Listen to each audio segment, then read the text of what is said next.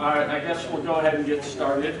For those who don't know me, I'm Joe Giacalone, steering committee member, and I am over at the Health System Development Office. And I get to be your master of ceremonies today, which is the easy job because I don't have a whole lot to say, but a lot of other people do. I'll go over the calendar. As you see, Marty from ISPRO will talk about some security updates. Caroline will talk about some record management updates. Keith will speak to the Exchange Betterment Project. Sean, Scott will talk. We've got the spring conference committee we want Kristen will talk about all the planning for that going on. And then my good friend David Dubendorfer, excuse me, will speak to the ongoing challenges of help desk and some best practices. One thing for sure on our calendar, you see we have a lot of content. I'm not going to speak to the whole thing. A couple of people here will speak to a couple of the items.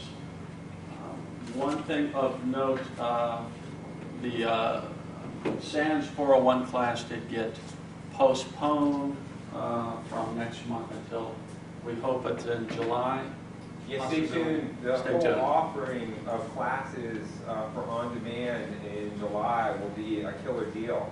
You can plop your money down from your ed benefits and still have a lot left. Okay.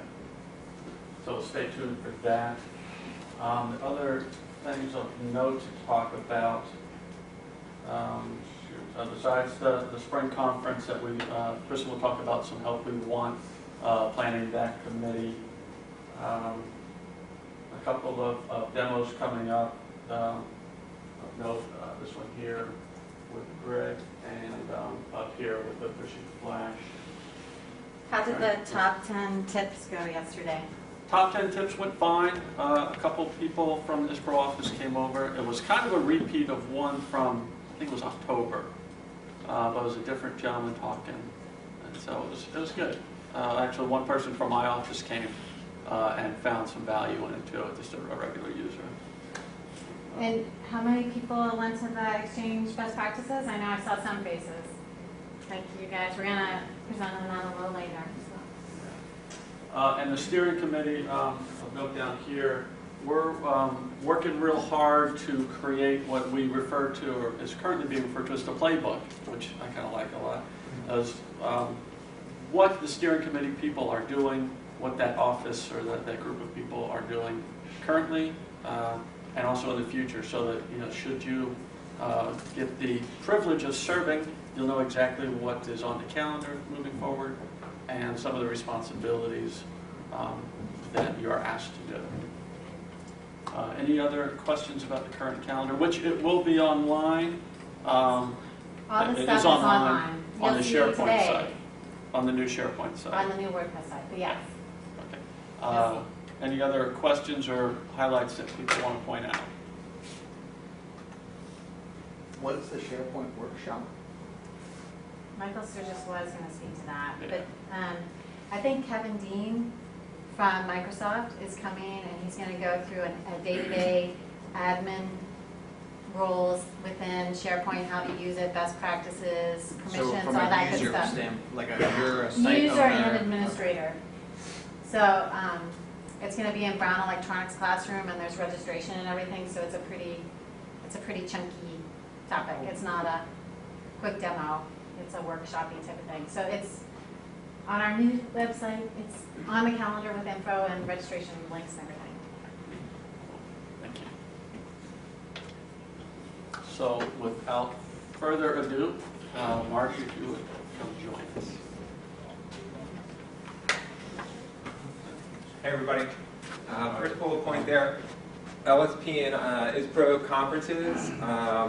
And Caroline and Laura are going to go ahead and talk more about the ISPRO conference in a couple minutes here. But mark your calendars for June 12th. And also, you all were gracious enough to invite us to present at the LSP conference. And we're going to have a little bit of overlap there between those two events. So certainly when you're completing the risk management document, you may think that we arbitrarily make up these questions But that's actually not true. When the university negotiated a little bit of autonomy from the state, we needed to adopt a standard to say, yes, this is what we're applying to as far as our security standards, and that would be the ISO standard 27002. It cost about, I don't know, a few years ago it cost $100, and it's scintillating reading. So if you want to pay down, pay up for the $100 and read it yourself beforehand, Zeke, try to contain yourself. It's good. Yeah, it's great, right? That's what Amazon says. You can go on to the records management one after that. Just put a cushion on the table before you start reading. But seriously, it is a comprehensive document on information security.